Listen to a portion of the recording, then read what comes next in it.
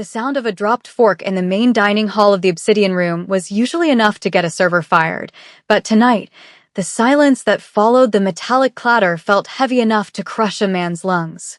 Ilara stood in the shadows near the kitchen swing doors, her hands trembling slightly as she smoothed the front of her starched white shirt.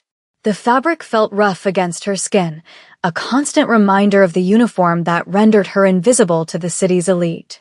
She adjusted the red vest that marked her as lower management's favorite scapegoat, keeping her eyes fixed on the floor tiles.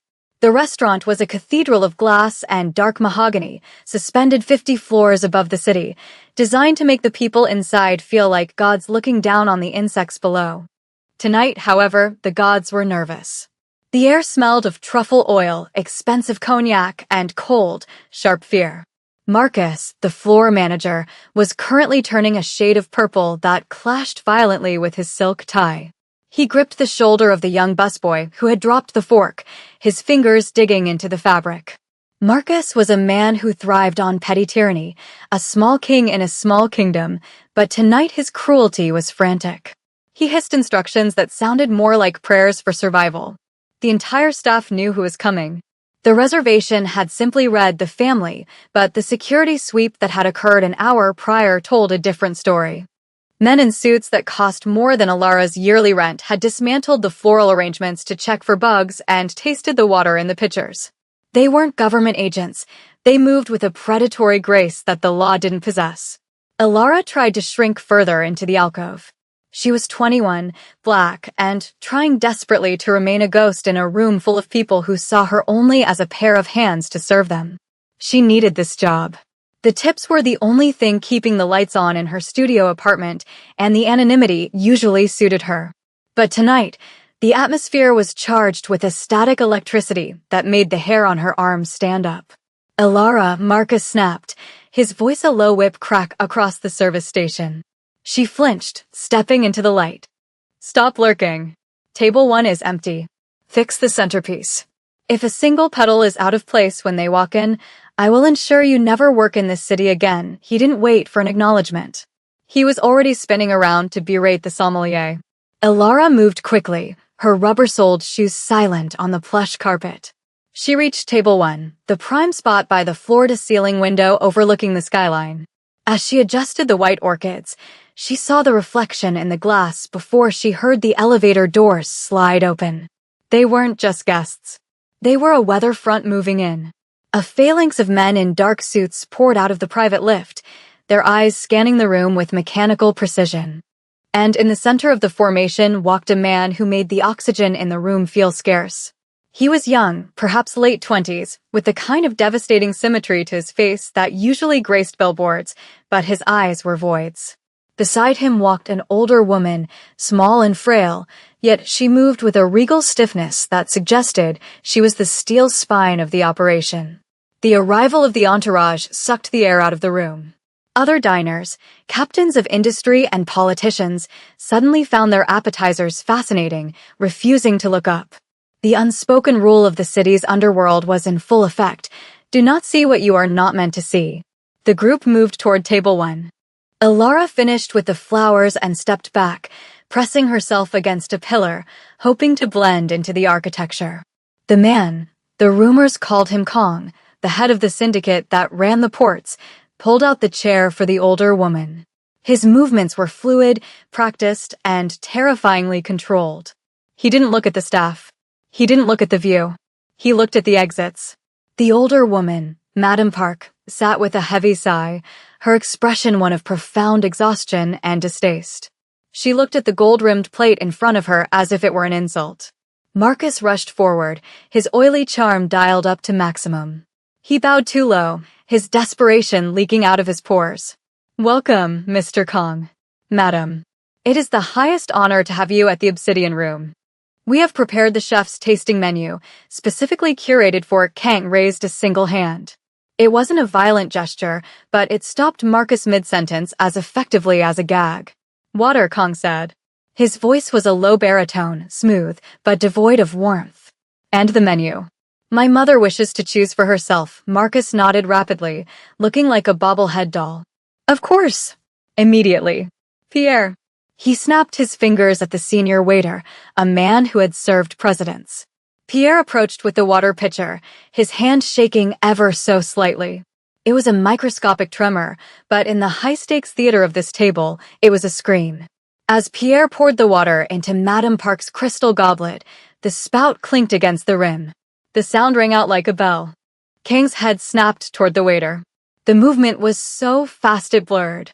Pierre froze, the water spilling slightly onto the pristine white tablecloth. The silence that descended was absolute. Madame Park looked at the wet spot on the linen, then up at Pierre, her face unreadable but her eyes cold. Kang didn't speak. He just looked at the stain, then at Marcus. Marcus turned pale, his survival instinct kicking in, instantly looking for a sacrifice to throw to the wolves. His eyes darted around the room and landed on Alara. She felt the weight of his gaze and knew, with a sinking dread, that she was about to be fed to the lions. Pierre is unwell, Marcus stammered, grabbing the pitcher from the terrified man. Alara, take over. Now he shoved the heavy crystal pitcher into her hands, his nails digging into her wrist, pushing her out of the shadows and into the kill zone. Alara took the pitcher, the condensation cold against her palms. Her heart was hammering against her ribs like a trapped bird, but her face remained a mask of professional neutrality. She had spent years perfecting the art of being blank, of hiding the intelligence and the history that lay behind her eyes. She walked toward the table. Every step felt like walking through deep water. The security detail watched her, their hands hovering near the lapels of their jackets. She could feel the heat of their scrutiny, assessing her as a threat. She was a curiosity to them, a young black woman in a high-end establishment, visibly out of place among the older, European staff, yet moving with a strange, grounded calm that contradicted her shaking hands. She reached the table and stopped. She didn't immediately pour. She waited. It was a subtle power play, or perhaps just hesitation, but it caught Kang's attention. He looked up at her, really looked at her, for the first time. His eyes were dark, intelligent, and utterly merciless. He was assessing her value, deciding whether she was competent or another annoyance to be removed. Alara lowered her gaze, not in submission, but in a specific kind of deference that felt archaic. She reached for a fresh napkin from her service tray and placed it over the wet spot on the tablecloth. Her movements were precise, efficient. Then, she picked up the pitcher. She didn't pour from the side. She moved to the specific angle that traditional etiquette dictated, shielding the spout with her other hand to prevent a splash, a gesture so old-fashioned and specific it belonged in a tea ceremony, not a modern steakhouse. Madame Park watched her hands. The older woman's eyes narrowed. She was dressed in a modernized hanbok made of dark silk, her fingers adorned with jade rings that looked heavy enough to break bone. She looked tired, her skin papery and pale. She muttered something under her breath, a complaint about the coldness of the room, the pretension of the food, the distance from home. It was spoken in a dialect so rapid and mumbled that no one in the restaurant, not even Marcus, would have caught it. It was a private misery voiced aloud. Alara froze for a fraction of a second. She knew that sound. It wasn't just the language, it was the specific cadence, the clipped vowels of a specific district in Seoul, a place of old money and older secrets. A place Alara hadn't seen since she was a child, a memory buried under layers of foster homes and survival in a new country. The water filled the glass without a sound. Alara set the pitcher down. She should have retreated. She should have walked away and let Marcus handle the order. But she saw the way Madame Park was rubbing her temple, the way her hand trembled as she reached for the menu. It was a tremor of fatigue, of a woman surrounded by wolves, even if one of them was her son. The isolation radiating from the matriarch pierced Alara's armor. Without thinking, or perhaps thinking for the first time in years, Alara stepped closer. She didn't look at Kang. She looked directly at the mother. The security guards tensed, one of them taking a half-step forward, interpreting her proximity as a threat. Kang's hand twitched on the table, a warning. Alara ignored the danger. She bowed. It wasn't the shallow, waist-hinged bow of the restaurant staff. It was a deep, slow inclination of the upper body, hands folded in a precise configuration over her stomach. When she straightened, she kept her eyes lowered to the level of Madame Park's jade rings. She opened her mouth, and the words that came out were not English. They were not the clumsy, tourist phrasebook attempts that foreigners usually made. She spoke in the exact, rare dialect of the Northern District. She didn't ask for the order. She greeted the woman with a phrase that acknowledged her status, her age, and the specific burden of her lineage, a greeting that was less about hello and more about recognizing the weight of the soul before her. "The wind is cold this high up," grandmother Alara said, the foreign syllables rolling off her tongue with a native fluency that defied her appearance. "May I bring you something warm to settle the stomach before the wine touches your lips?" The silence that followed was different from the earlier fear. This was the silence of a bomb that had landed but hadn't detonated. The air in the room seemed to crystallize. Marcus dropped his reservation tablet. It clattered loudly, but no one looked at him. Every eye at the table was fixed on the waitress in the cheap red vest. The security guards looked confused, their hands freezing halfway to their weapons, unsure how to categorize a threat that spoke with the voice of their childhoods. Madame Park's menu slipped from her fingers and hit the table. Her mouth opened slightly, her composure cracking. She stared at Alara, her eyes wide, searching the young woman's face for a trick, a wire, a joke. But the accent was perfect. It was flawless. It carried the specific emotional resonance of home. It was the sound of a hearth in winter, a sound that didn't belong in a cold tower of glass and steel. Madame Park's hand trembled violently now, not from age, but from the shock of recognition. She reached out, her fingers hovering in the air as if trying to touch a ghost. "You," she whispered, her voice cracking, switching to English, but retaining the heavy, emotional cadence of her mother tongue. How do you speak the tongue of the old house?" Before Alara could answer, the atmosphere in the room shifted from stunned silence to lethal hostility. Kong didn't share his mother's nostalgia. To a man who lived by the sword, a coincidence this specific was never just a coincidence. It was a trap. The sound of a chair scraping against the floor was the only warning. Kong was on his feet, his movement blurring with kinetic energy. In a heartbeat, he had closed the distance between them. His hand, large and manicured, wrapped around Alara's upper arm. It wasn't a caress, it was a vice grip, testing the bone. The security detail unholstered their weapons, the clicks of safety catches disengaging echoing like gunshots in the quiet room. "Who sent you?" Kang's voice was a low growl, stripped of all veneer of civilization. He pulled Alara closer, invading her personal space, his dark eyes searching hers for a wire, a camera, or the dilation of pupils that would betray a lie. A waitress in a Western steakhouse does not speak the dialect of the Northern District. That dialect is dead. It belongs to ghosts and the families who buried them. "Who are you working for? The Triad? The Syndicate?" Alara didn't flinch. She couldn't. The grip on her arm was bruising, but she had spent a lifetime being pushed around by systems and people bigger than her. Fear was a familiar landscape. She knew how to navigate it.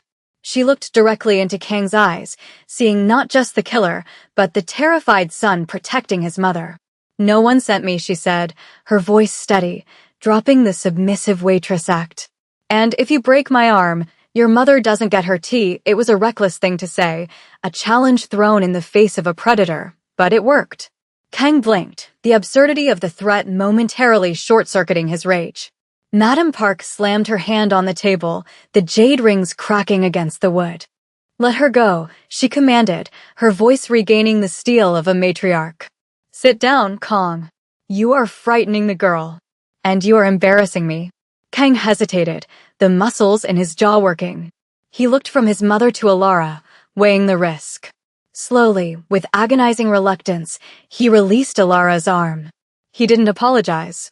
He simply stepped back, smoothing his suit jacket, his eyes never leaving her face. "One wrong move," he said softly, the threat hanging in the air like smoke. "One mistake, and you won't make it to the kitchen." Alara rubbed her arm, feeling the heat of his hand still lingering on her skin. She turned to Madame Park and bowed again, deeper this time. "I will return with the barley tea, madam. It is not on the menu, but I have a stash in my locker." For my own breaks, she turned and walked away, her back straight.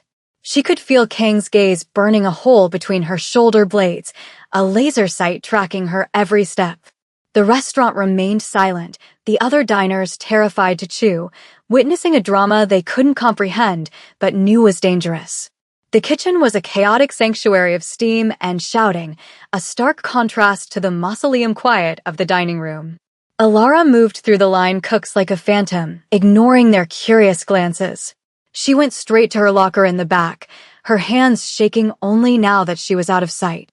She retrieved the small, sealed jar of roasted barley she kept for herself, a comfort from a past she usually tried to forget. As she prepared the tea, using a ceramic pot she had to steal from the prep station, Marcus cornered her. He looked like a man having a stroke. Sweat beaded on his upper lip, and his eyes were wide with panic. "What did you do?" he hissed, grabbing her shoulder. "The security detail is blocking the doors. No one can leave. They said the waitress is a person of interest. Who are you, Alara? You told me you were from Ohio." Alara shrugged his hand off, her patience for his petty tyranny evaporated by the adrenaline coursing through her veins. "I am from Ohio," she said, pouring the boiling water over the grains. The nutty, earthy scent filled the small space, smelling like home and heartache. "But before Ohio, I was somewhere else. And right now, Marcus, unless you want that man out there to dismantle this restaurant brick by brick, you will get out of my way." She placed the teapot on a silver tray, adding 2 small porcelain cups. "And don't send Pierre back to the table. He smells like fear. They'll kill him just for shaking." Marcus stared at her, his mouth opening and closing like a fish. He had bullied her for 2 years, seeing only a shy, desperate girl. Now he was looking at a stranger who gave orders to Mafia dons. He stepped aside, shrinking against the stainless steel counter. Alara walked back out onto the floor. The atmosphere had changed. The tension hadn't dissipated. It had transformed into a heavy, expectant gravity centered on table 1. The other guests had been subtly encouraged to leave by the security team. The room was now empty save for the entourage. Kang was sitting down, but his body was coiled, ready to spring. Madame Park was watching the kitchen door, her expression one of painful hope. When Alara set the tray down, the sound of the ceramic touching the wood was the only noise in the world. She poured the tea. The steam rose in a curling ribbon, carrying the scent of roasted grain. It was a humble smell, completely at odds with the truffle and wagyu scents of the restaurant, but Madame Park closed her eyes and inhaled deeply, a look of pure transport on her face. "My nurse. When I was a girl," Madame Park said softly, opening her eyes to look at Alara. "She was from the south, but she learned the northern way from my father. She had dark skin, like you. An American soldier's daughter." She took the cup, her hands steadying as the warmth seeped into her bones. "She taught me that language is not just words. It is a rhythm." "Where did you learn the rhythm, child?" Alara stood at attention, her hands clasped.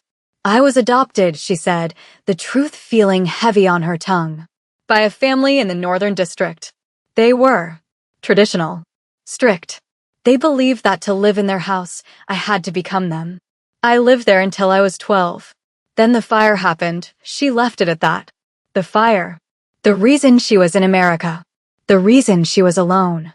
Kong watched her, his expression shifting from hostility to a dark, brooding curiosity. He took the second cup Alara offered. Their fingers brushed. A spark, static and sharp, jumped between them. He didn't pull away this time.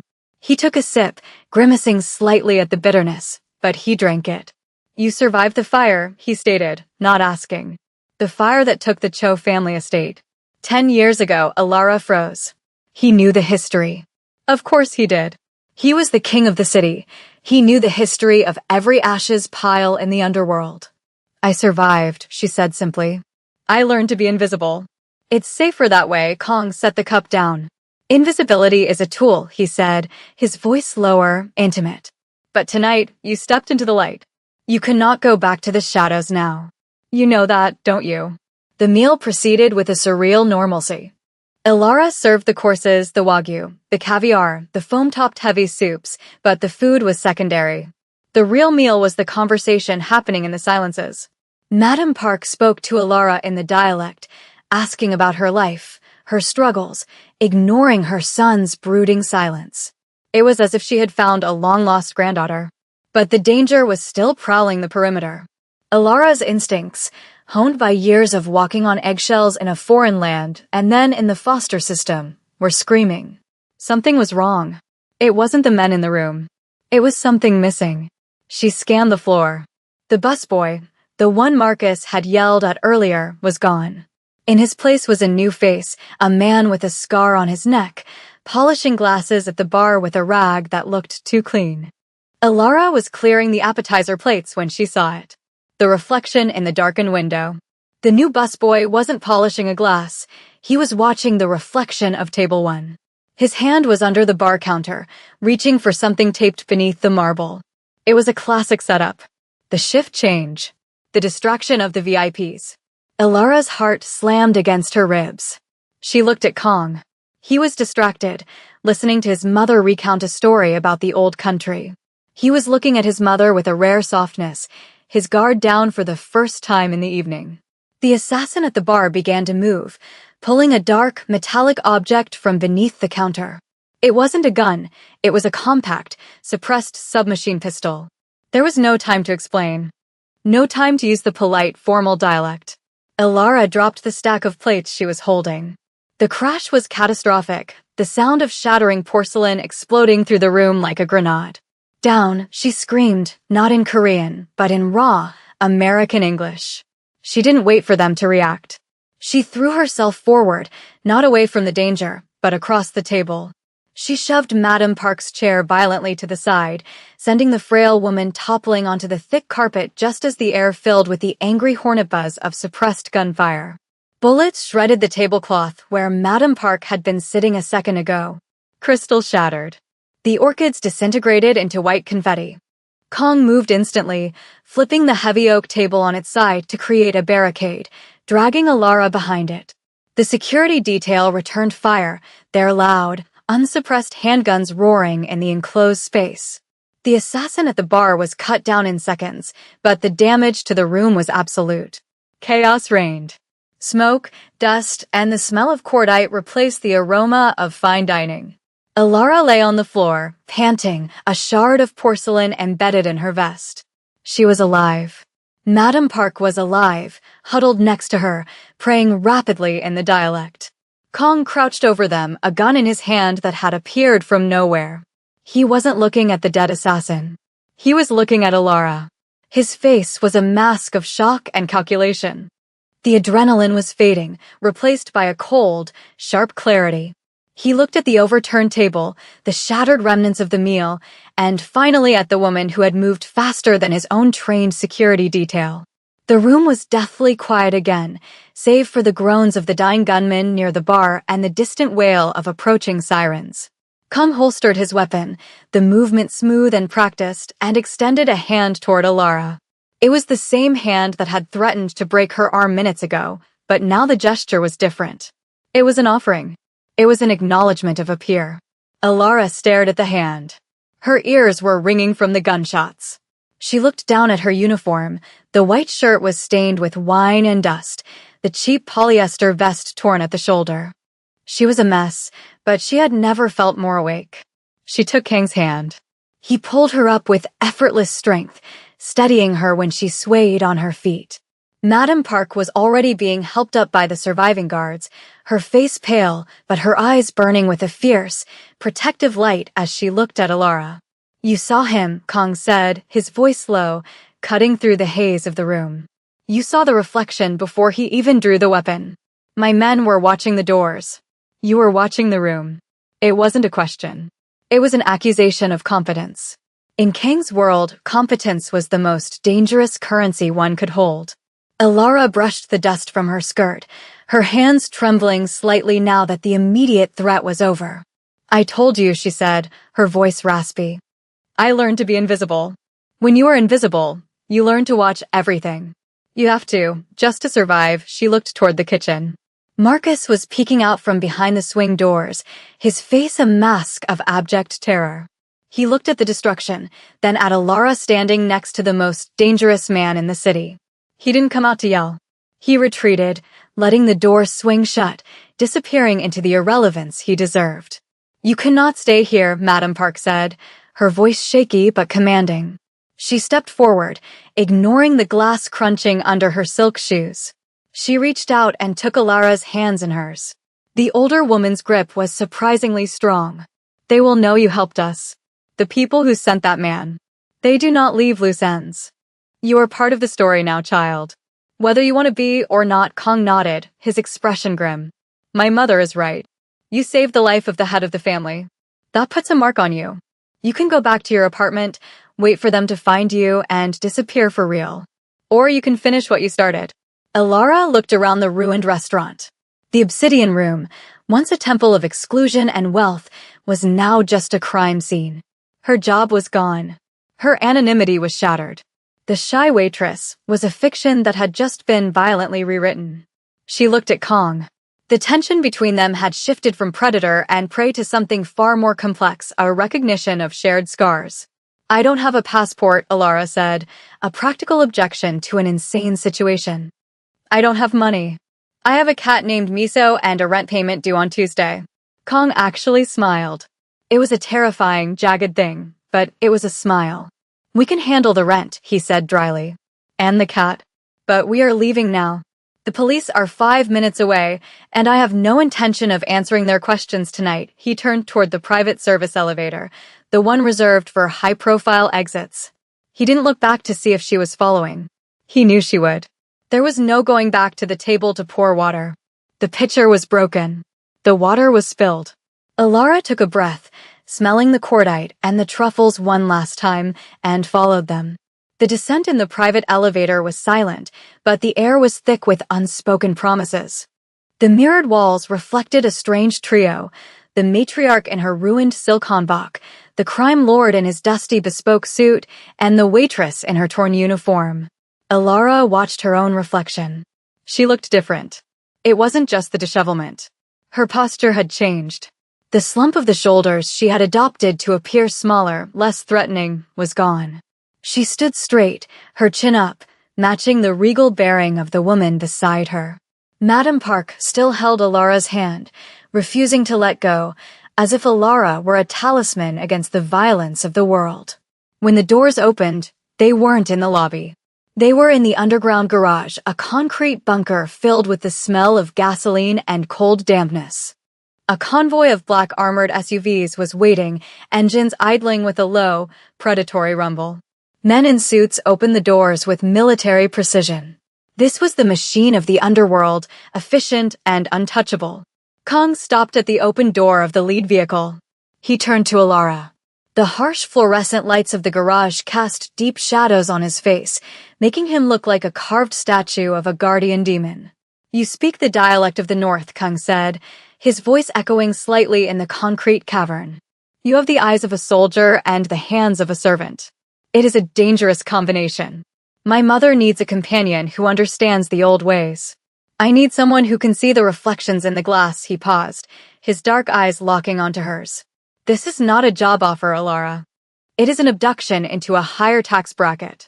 If you get in this car, the waitress is dead. You understand?" Alara looked at the red vest she was wearing. It was a symbol of her servitude, of her silence.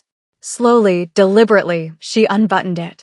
She slipped it off her shoulders, letting it fall to the oil-stained concrete floor. It landed in a heap, a piece of red fabric that meant nothing anymore. She was wearing just her white shirt now, stark and simple. She felt exposed, but also armored in a new way. She looked at the vest on the floor, then up at Kong. "The waitress died upstairs," she said, her voice devoid of fear. "She was bad at her job anyway. She always spilled the water." Madam Park let out a short, sharp laugh, clapping her hands together in delight. "Get in, child," she commanded, patting the leather seat beside her. "We have much to discuss." "And I am still cold," Alara stepped into the car. The interior smelled of expensive leather and safety. As she sat down, the door closed with a heavy, final thud, sealing out the noise of the sirens that were just now arriving at the front of the building. The convoy began to move, rolling out of the garage and into the city night. Alara watched the city pass by through the tinted, bulletproof glass. The streets she had walked as a ghost were now framed like a movie she was watching from a distance. She saw people rushing to work, people waiting for buses, people living the small, safe lives she had tried so hard to emulate. She realized now that the safety had always been an illusion. The wolf was always at the door. The only difference was whether you were the sheep waiting to be eaten or the one holding the leash. She felt a weight settle on her shoulder. Madame Park had rested her head there, exhausted, finally allowing herself to sleep now that she was safe. Across from them, Kong watched Alara. He didn't speak. He pulled a silver flask from his jacket, took a sip, and offered it to her. It was a gesture of equality. A truce. A beginning. Alara took the flask. The metal was warm from his hand. She took a sip. It was whiskey, sharp and burning, a fire to match the one that had destroyed her childhood home, the fire that had forged her in the first place.